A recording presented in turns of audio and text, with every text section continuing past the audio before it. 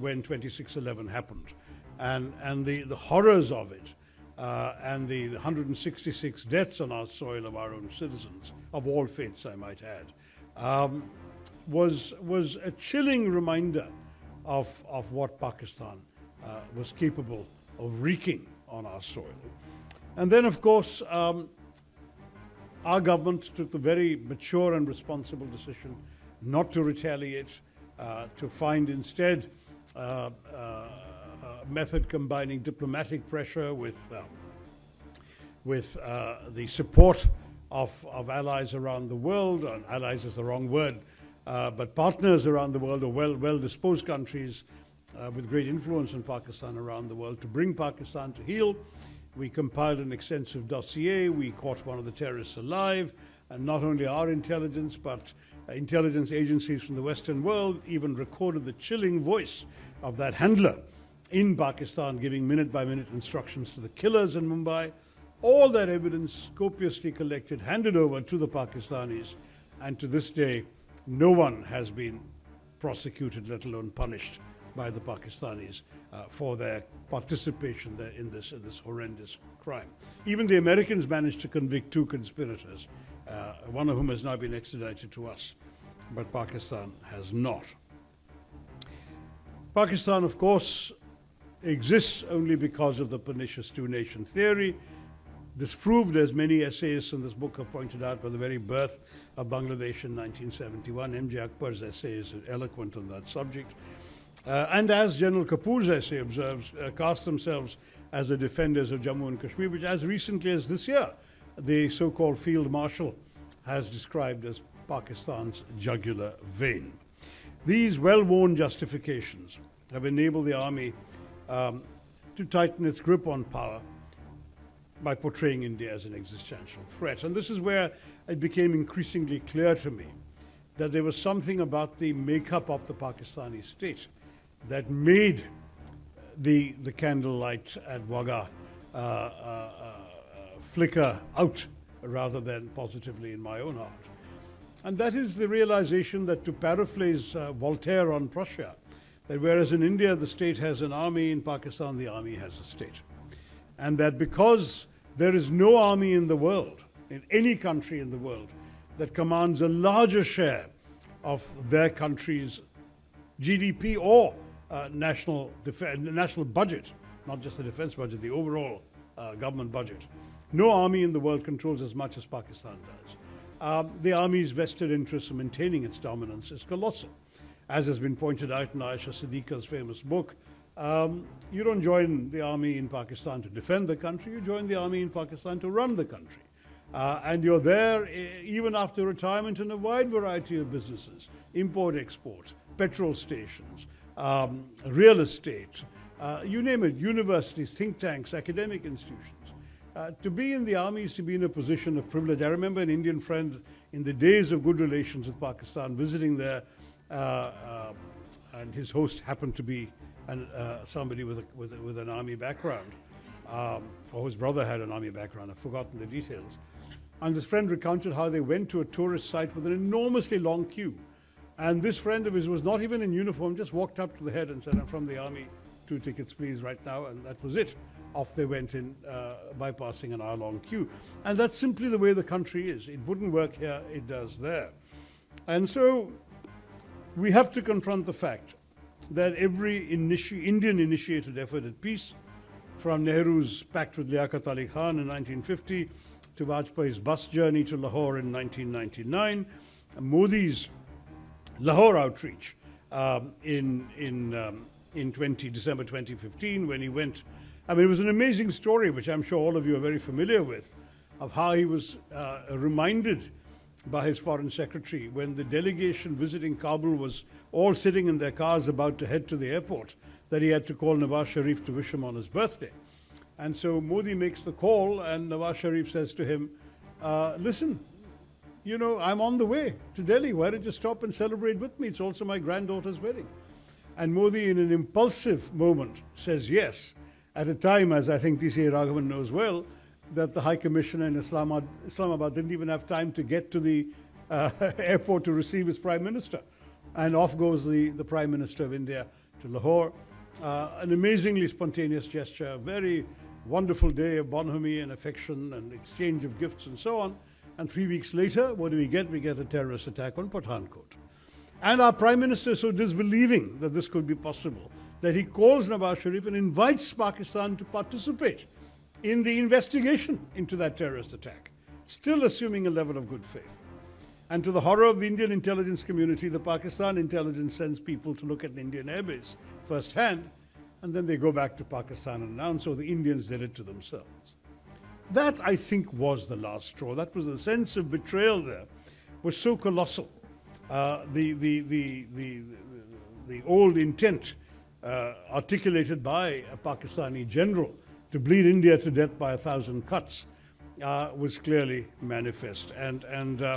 And though indeed, as one of our speakers today, I've forgotten which one, so forgive me, pointed out, there were fleeting signs of progress and gestures such as the 2021 ceasefire. Was it you, Amitabh, who pointed that out at a time when we had awkward relations with China?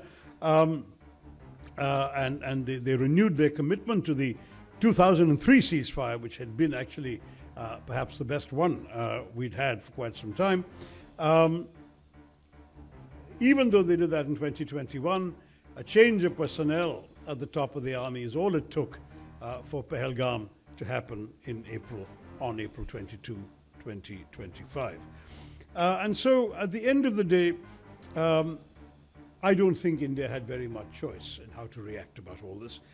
In my book Pax Indica, which was published in 2012, I had warned that if there was ever another Mumbai, another attack of comparable impact with clear evidence of Pakistani complicity, that the restraint we had shown in 2008 might be impossible and all bets would be off. And indeed, that's exactly what happened. I didn't feel that any democratic government, least of all India, with all the record of betrayals by Pakistan, one after the other, could sit idle while a neighbor assaults its civilians and innocent holidaymakers with impunity. And that's why that warning found its response in Operation Sindoor. And some of you may be aware that a couple of days after Pahalgam, I wrote an op-ed in the Indian Express advocating precisely this. The headline they gave, it was a good headline, was "Hit hard but hit smart." That is, hit hard because kinetic response was unavoidable. We simply could not afford to turn the other cheek. We cannot let them believe they can do this with impunity. At the same time, don't forget that development is our larger goal. We can't afford this to be seen as the first salvo in a protracted war. Therefore, hit smart, precise, calibrated, targeted attacks. And you can imagine my satisfaction and semi-disbelief, because I didn't realize that anybody in Delhi would be reading my op-ed. Did exactly that, and Operation Sindoor a few weeks later followed, which is why I was such an enthusiastic supporter of it. It followed exactly the course of action I had advised in my op-ed just after Pahalgam. So, to my mind, with Balakot of 2019 and now Operation Sindoor, India has sent a very clear and unambiguous message that we would not hesitate to go to war if terrorism is unleashed in our soil in this manner.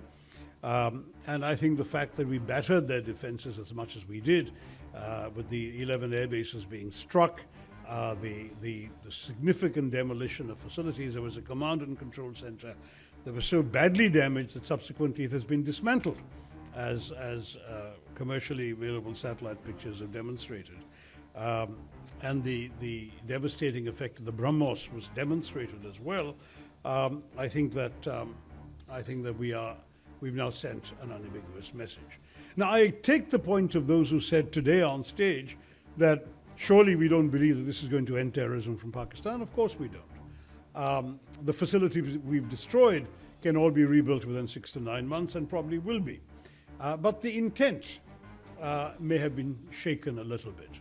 And certainly the successful strikes of the night of 9th, 10th May, and the ability of India to intercept the attempted Pakistani response when they sent missiles to Delhi on the morning of the 10th, I think was what contributed undoubtedly, and not Mr. Trump, to the call by the Pakistani DGMO to his Indian counterpart asking for peace.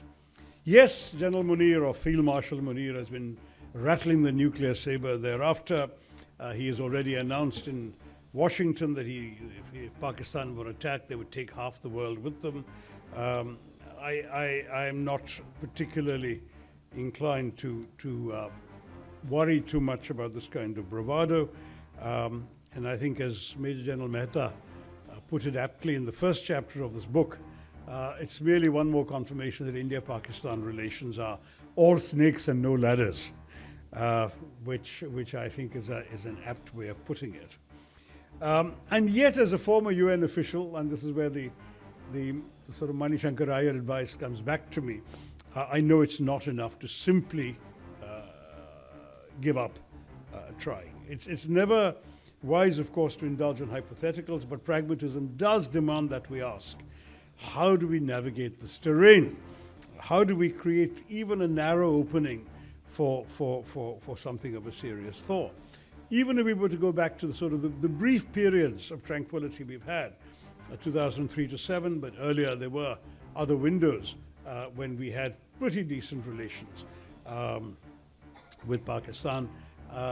I would even say the Zia years up to his assassination weren't that bad in terms of our relations. We were playing cricket with each other regularly, we were visiting each other, and so on and so forth. What I would congratulate Surendra Kumar for is that this book does succeed in asking that question of the contributors, and it brings various perspectives together on what can and must be done to move the relationship forward, if at all possible. And I should stress that India has never said we are not open to normalizing relations with Pakistan. We have merely said that given the record of Pakistani behavior, the onus is on them. They're the ones who have to take the first steps to show some sincerity about dismantling the terror infrastructure on their lands. Why can't they be serious about shutting down these terror camps? Everyone knows where they are. The UN committee has a list of 52 names of individuals, organizations, and places in Pakistan. It's not that Pakistan doesn't know they exist, nor their sponsors.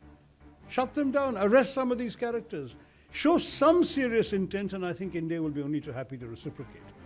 But in the absence of anything other than words, how do we take those words seriously when those words have been betrayed time and time again? And when even sincere voices, I mean, I have no doubt that the Zardari government was sincere about peace when they were in power before 2008 and right up to November 26, 2008, they were sincere.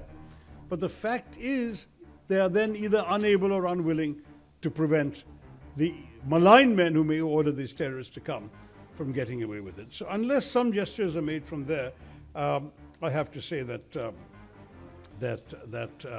words alone are not going to be enough from Pakistan.